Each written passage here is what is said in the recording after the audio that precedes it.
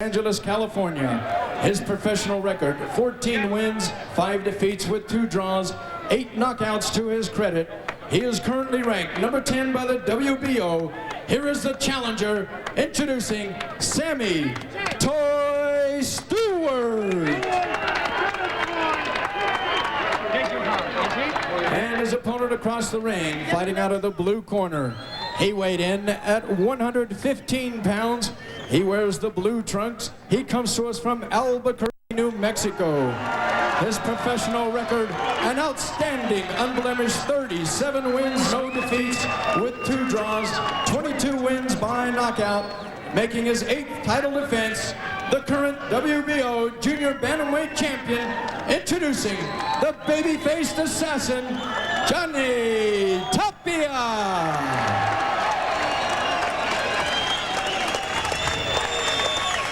The scene is set for tonight's main event. Let's take a look at the rules as governed by the WBO. 3 knockdown rule in effect, no standing 8 count. Fighter may be saved by the bell only in the final round. Only the referee may stop the fight on an accidental foul. They'll go to the scorecards after 3 rounds. And Al, your AutoZone keys to victory. For Tapia, you must cut the ring off because Stewart's going to be moving. Don't let the tempo slow. Stewart would like a kind of a slow tempo in this spot. Stewart has to win the battle of the jabs. Tapia's jab is terrific.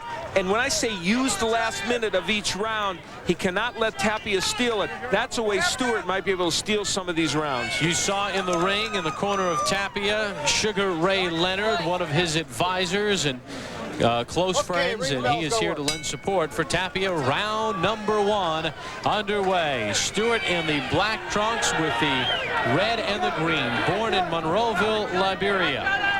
Has been in the United States for 5 years. First in Providence, now in Los Angeles.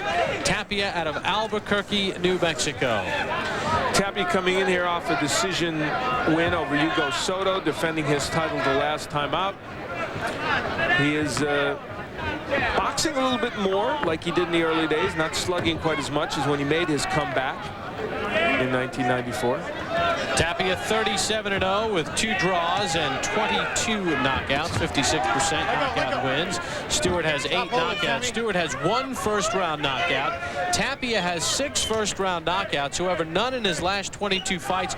You have to go back 6 years and 7 months against Abraham Garcia to find the last time Johnny Tapia scored a first-round knockout. And you notice Tapia doesn't come out like he used to with fired up emotion. Now you see a much more of a boxer standing there just looking for opportunities, not looking to rush his opponent in the early stages, not fighting off the adrenaline that he seemed to before. Al, you asked him an interesting question yesterday. The length of his fights, they have gotten longer. He averages 6.2 rounds a fight, but the length has gotten longer. And his answer to that, and it's a valid one, is he's fighting better people, and he is concentrating more on those boxing skills. So as a result, the matches might go a bit longer. Of course, we said Stewart challenged for the IBF Bantamweight title and went 12 tough rounds in a split decision. So he's not a guy that you would expect to be leaving this bout quickly unless Tapia lands something really spectacular. If you'd like to know about their title history, Tapia 7-0-1 in championship fights with 4 knockouts. He has 74 title rounds, whereas Stewart has just 12 rounds. He is 0-1. Very tactical first round, which is kind of what we expected, especially from Stewart, and Tapia is following suit. Although I think so far in the battle of the jabs, Tapia has done a little bit better. Good right hand from Tapia. He feinted with the jab and then came with the right hand, and it worked effectively. Before this bout gets very old at all, I want to mention a gentleman who was not mentioned, obviously, in our feature, and he is no longer with Johnny Tapia. But his name is Paul Chavez, and over those years when, as his manager and trainer, he stuck with Johnny Tapia, there would be no Johnny Tapia as a champion today if not for Paul Chavez in Albuquerque. So I want to mention him and point to his efforts at keeping Johnny in the straight and narrow in life. Tapia's troubles, well chronicled. Final seconds of round number 1. This is scheduled for 12. Johnny Tapia defending his WBO Junior Bantamweight Championship. John Chavanas. You've heard all. Since cleaning up his life in 1993, Johnny Tapia 16-0-1 with 10 knockouts. Round number 2 underway as Tapia defends his WBO Junior Bantamweight Championship against Sammy Stewart. Bob Papa along with Al Bernstein. Hope you're enjoying ESPN's Championship Boxing. Numbers from round 1. Interesting that both men landing so little. That's about as poor a percentage round as Tapia has had in a long time, as long as I can remember. We heard Tapia in between rounds say to Miguel Diaz, his trainer, he's lunging again. What does Tapia need to do to avoid that and combat that? Well, he's actually doing it. I mean, Stewart's lunging, but he's stepping back and not getting hit with the heads. This is an interesting, even yesterday when we talked to Tapia, he talked a lot about not getting hit so much. He talked about boxing more, getting out of the game in the year, having his senses, all reasonable talk. But what that has translated into is a much more timid Johnny Tapia in the early going of this bout than we're used to seeing. And when you put him in against a boxer who is not going to press the action so much, of course, it makes for less scintillating action than we normally see in a Tapia bout. See the back of Tapia's trunks. Mi vida loca means my crazy life in Spanish. And that is par for the course. That is very autobiographical for Johnny Tapia. We have over the years chronicled his story. He has always been a delight to be around. Perhaps he is his own worst enemy in some instances, or has been, but since he's gotten back in boxing, he has been superb in the ring. Good body work by Tapia. Very few people have left hooks to the body as effective as his. Tapia missing with that right over the top. Stewart able to duck under it. Al Stewart had a unique story on how he got involved in boxing. It was all through the movies. Went to a movie called Too Sweet, which is a boxing movie in 1985. The next day he said he decided to go box. Well, he said first he went home that night, beat up his cousin, and realized he liked boxing. Yeah, he put that in between, didn't he? That's when he was still living in Liberia. Is it mandatory to beat up your cousin before you decide to go into the ring? Watch your head. I don't know. That was low. Worked for him. Yeah, certainly. There goes Tapia trying to string his punches together here near the end of round 2. Well, he was ignited in this round by a couple of combinations that Stewart landed, and then he went after him. And he's throwing good body shots in this round. Round number 2 coming to an end. Tapia complaining of a low blow.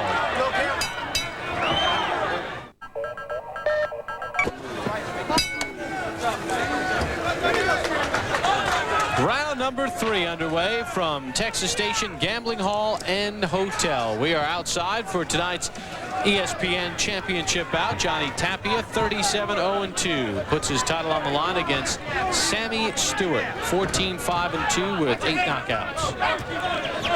Stewart working on the inside. They're backing Tapia up against the ropes. Stewart doesn't want to stay in there a lot.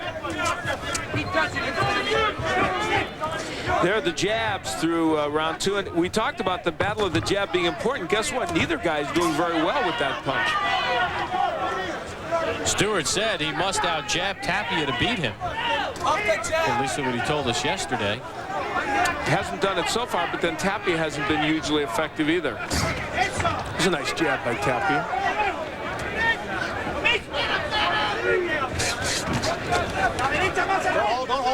You're just tuning in. Earlier tonight, Eric Morrell and Floyd Mayweather made their pro debuts, successful ones. Morrell with a knockout and Mayweather with a knockout.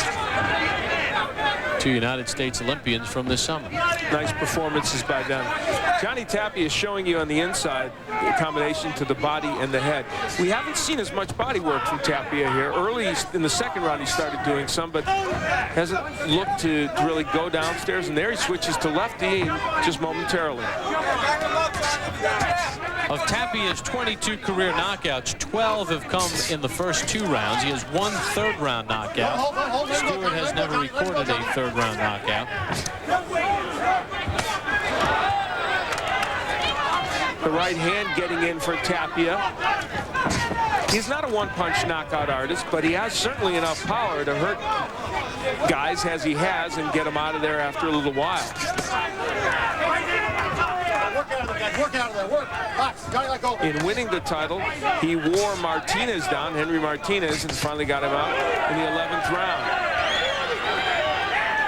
In fact, he has 2 11th round knockouts, so that supports your point of eventually the punches take their toll.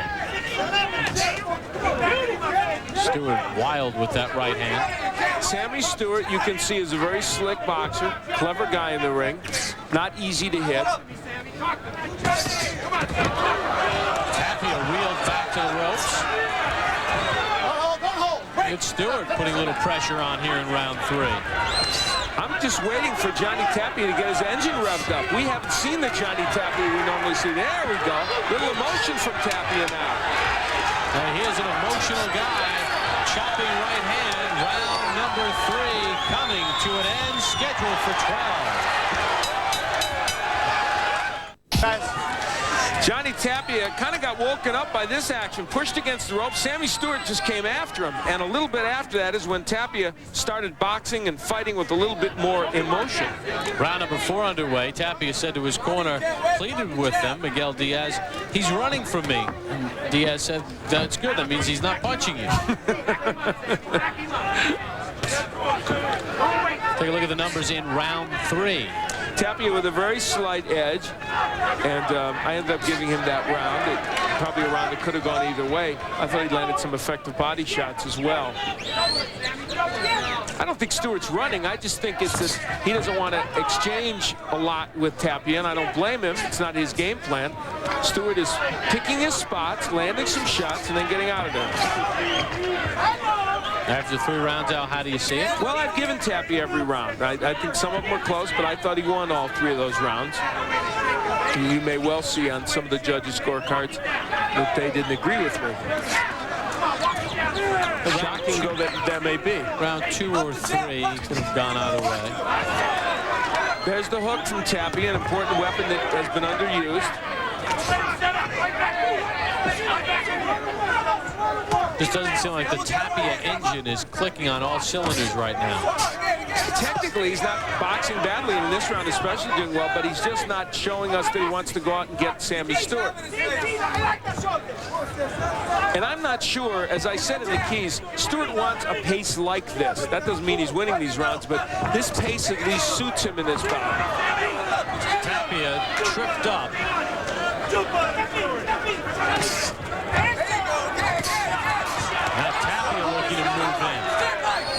Landing the nice right and then going after him with hook, but then he stops punching. And that is not characteristic of Tapia. 50 seconds to go in round number 4.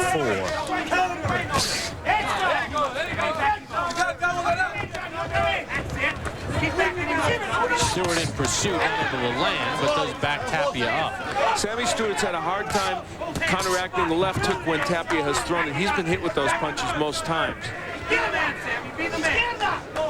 Very nondescript round 4.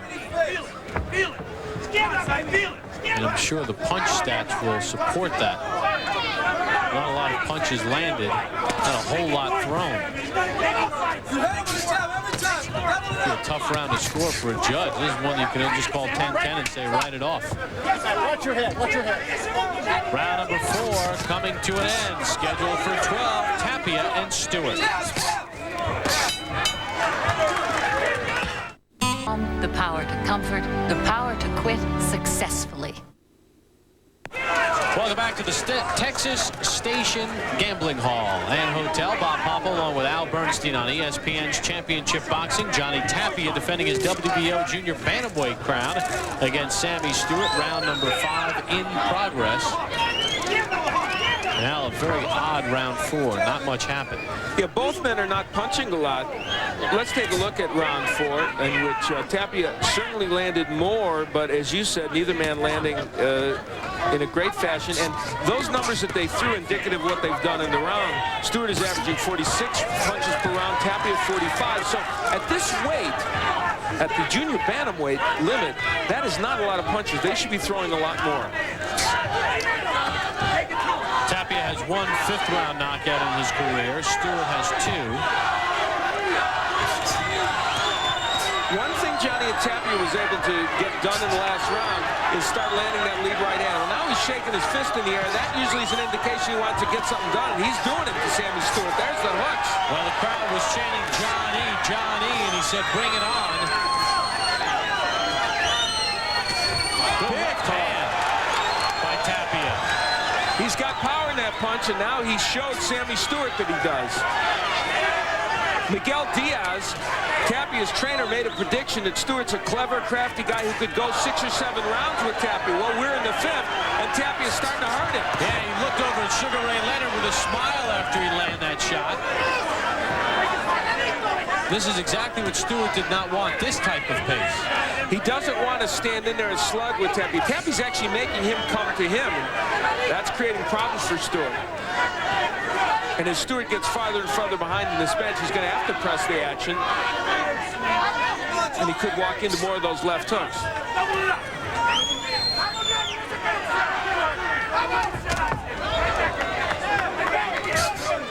We mentioned that Stewart challenged for the IBF Bantamweight Championship and lost in a split decision in South Africa. He's faced some quality opponents during the course of his career. Has never been able to beat the really good ones he's faced.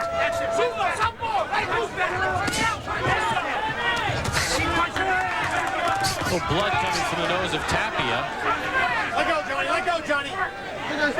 Been a pretty good round for the champion, although not convincing. It seems like whenever he has a chance to gain full momentum of a round, he just doesn't do it.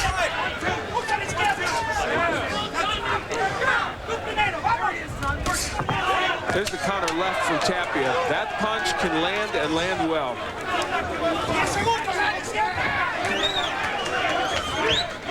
Round number 5 coming to an end. Oh. Let's take it back to the corner of Johnny Tapia. Miguel Diaz, the primary voice.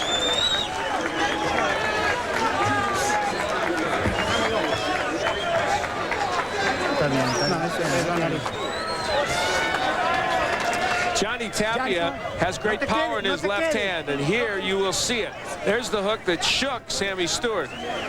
He tried to follow up on it, but was unable to really do it effectively. From another angle, you see the punch right on the jaw. Stewart, a well-conditioned boxer. He's been training for about 4 weeks for this bout, and that conditioning showed there. Okay, come from here, step in. Okay, breathe deep. I'm good. Down your toes, baby. Okay. What's much, nigga? You got it, nigga? Yeah. Matt, you got to work. Sugar Ray Leonard taking it in now. Sugar Ray, of course, a confidant and advisor of Johnny Tapia. I was down in Atlanta with Sugar Ray at a personal appearance, and always loved by the fans. And as you mentioned in Ringside Report, he could be back in the ring. Yeah, against Hector Macho Camacho, it looks very likely that that will be the case. We'll see how that all fares. Round number 6 underway. Johnny Tapia and Sammy Stewart, as Tapia is making his 8th defense of his WBO Junior Bantamweight Championship. And we take a look at some more numbers. Punches thrown through 5 rounds. You see the edge by Tapia, but it's not a huge edge. When you divide that into 5 rounds, you see he wasn't winning those rounds by very much, the ones that I thought he won. Work out, guys, work out. There's a hook that hurt him. Yeah, another left hook. Tapia has found a home with that over the last few rounds. And there's the double left hook. That's what Tapia isn't throwing. That's his stock and trade, the double left hook, and we haven't seen it much in this bout. Stewart held up well. 2 good left hooks hit him, and he was able to stay in there. Of course, much talk always, as I even indicated in Ringside Report, about Danny Romero, who has the IBF Junior Bantamweight Championship from Albuquerque also. He and Tapia, everybody would love to see them fight. Whether they will is problematical. We'll see Danny Romero on November 1st. Here on ESPN's Championship Boxing. I'm sure they're watching Johnny Tapia. It is fascinating the 2 such excellent boxers in the same weight division come from Albuquerque, New Mexico, where the fans have just been as supportive of these 2 boxers as they could possibly be. Nice hand speed by Tapia. This round, and to some extent in the last round, we're starting to see the Tapia we're used to seeing in the last several years. Under a minute to go in round 6, scheduled for 12. Let go, Johnny. Let go, Johnny. Stewart has remained pesky. Nice right by Sammy Stewart. And if there's one chink in Tapia's armor, it's that sometimes he stands straight up with his chin out there. And the heads collided, too.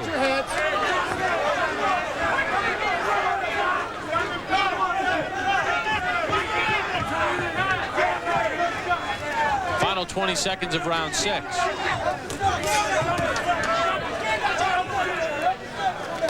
Well, in this round, marked down that Sammy Stewart took a couple of huge left hooks and was able to withstand them. Tapia took a shot from Stewart as well. The midway point of the fight, round number 6, coming to an end. Thank you, my friend, guys. If you think TCI is just... The Tapia left hook, and he doesn't throw him any better than that. And guess what? Sammy Stewart didn't go anywhere. Here's where they collided heads. Stewart coming in, and Tapia not happy about that. Round number 7 underway. Johnny Tapia in his 8th title defense, taking on Sammy Stewart for Tapia's WBO Junior Bantamweight Championship. Tapia, as you mentioned earlier, the length of his fights getting longer, says wants to box a little bit more, says he'd like to keep his senses. He doesn't want to have scrambled brains when he leaves this sport. He's in the beginning of a 7-fight contract. When that's done, which would be December of next year, he says, I'm out of the sport. That's when I will retire, just over the age of 30. More numbers, punches in round number 6. Tapia with the edge, not a huge edge, a 7-punch edge. But you can make the case, though, that he's landing a lot of bigger power punches than Sammy Stewart. And, of course, he's landing at a better percentage. Interesting, Stewart out punching him. Beautiful right. He's rocked now. Hurt. Stewart is hurt. The legs buckle. Let's see if Tapia can finish him here in round 7. Johnny Tapia has got him where he wants him now. Tapia has never recorded a 7th round knockout, and Stewart could go. Plenty of time to go in the round. Miguel Diaz, his trainer, might be a sage. He said 6 or 7 rounds. I think he was right. Stewart's legs are like spaghetti. And they're not al dente, and that's it. Stewart surprised.